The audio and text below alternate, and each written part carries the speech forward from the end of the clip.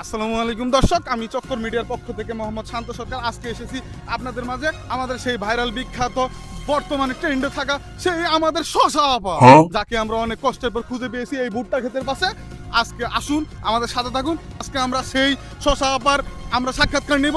চলুন ক্যামেরাম্যান আসো, শশা আপা টাঙ্কিয়া হামার সেদা হইয়া গেছে পানি থাকে না। হ্যালো শশা আপা, আমি এসেছি চক্কর মিডিয়া থেকে। আমি কি আপনার একটা সাক্ষাৎকার নিতে পারি? হ্যাঁ, আপনাদের কথা বলতে পারেন।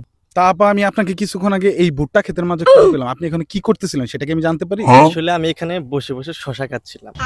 তাপু, আপনার কাছে আমার আরেকটি প্রশ্ন ছিল, কবে থেকে আপনি শশার প্রতি আগ্রহটা বাড়ালেন এবং শশা খাচ্ছেন, বিক্রি করছেন, সেটা যদি দয়া করে একটু আমাদের দর্শকদেরকে জানাতেন। আসলে আমার বয়ফ্রেন্ড আমাকে ছেঁকা দিয়েছে, তাই কি আমি একা থাকবো? সে কি ভেবেছে এখন আমার শশাই আপন। তা আপু, আপনার কাছে আমার একটা শেষ প্রশ্ন ছিল, আমাদের দর্শক শ্রোতা যারা আপনার কাছ থেকে শশা ক্রয় করতে চায় তারা কিভাবে শশা ক্রয় করতে পারে সেই সম্পর্কে যদি বিস্তারিত একটু জানাতেন, অথবা যদি আপনার কোনো ব্রাঞ্চ বা আড়ত থাকে সেটাও আমাদেরকে জানান দয়া করে। আসলে মূলত আমার একটি মাত্র ব্রাঞ্চ আছে, সেটা হচ্ছে কক্সবাজার। তাছাড়াও যদি অনলাইনের মাধ্যমে কেউ শশা ক্রয় করতে চান তাহলে আমার হোয়াটসঅ্যাপ, টিকটক এবং ফেসবুক আইডিতে যোগাযোগ করতে পারেন। আমি চক্কর মিডিয়াকে অনুরোধ করব আমার সাথে ক্রেতাদের যোগাযোগ স্থাপনের জন্য আমার ফেসবুক, টিকটক আইডি আপনাদের কমেন্ট সেকশনে দেওয়া দরকার।